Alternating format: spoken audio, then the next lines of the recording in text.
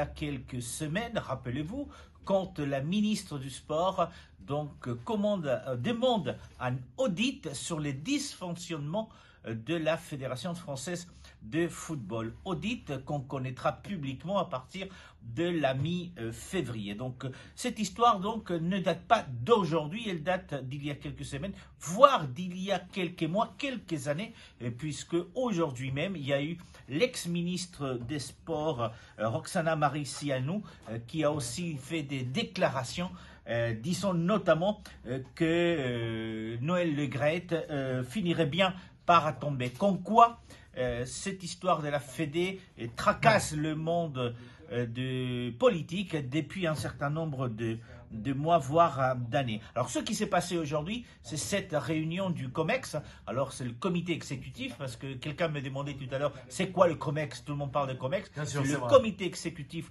de la fédération.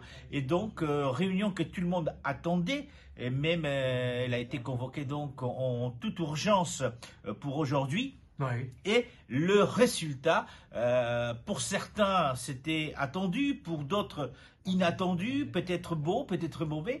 Mais ce qui est certain, c'est que la décision qui a été prise de mise en retrait, parce que c'est pas une mise à pied, c'est une mise en retrait du président de la fédération est quand même importante. C'est la moindre des choses qui pouvaient sortir de ce comité exécutif, tout simplement parce qu'en fait les déclarations qui ont été faites par Noël Le Graët il y a quelques jours chez nos confrères des RMC au sujet de Zinedine Zidane ne sont que la goutte qui vient effectivement faire déborder le vase. Les déclarations sur Zidane de Le Graët montrent déjà qu'il était très mal à l'aise.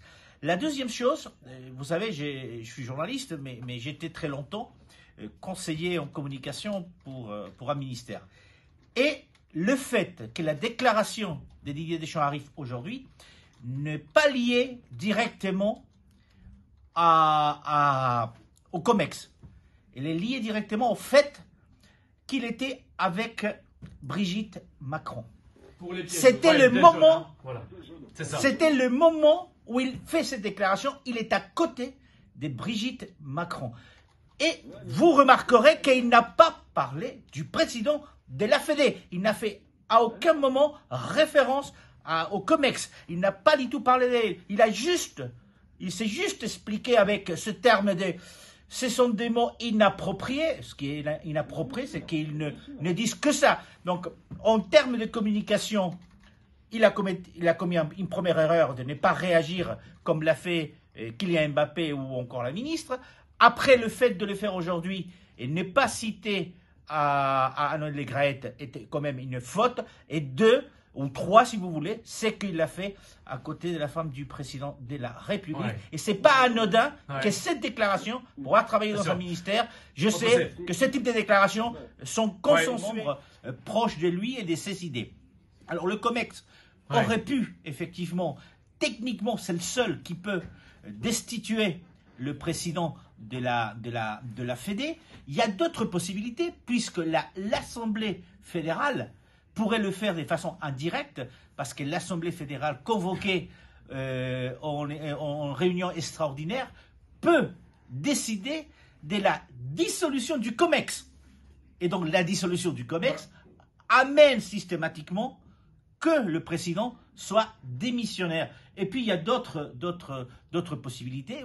On répète tout le temps que le gouvernement n'a pas la main sur la Fédé, ce qui n'est pas tout à fait vrai, parce que la Fédération française de football a une mission de service public. Et si cette mission de service public lui est retirée par le gouvernement, en toute logique, le président s'en va.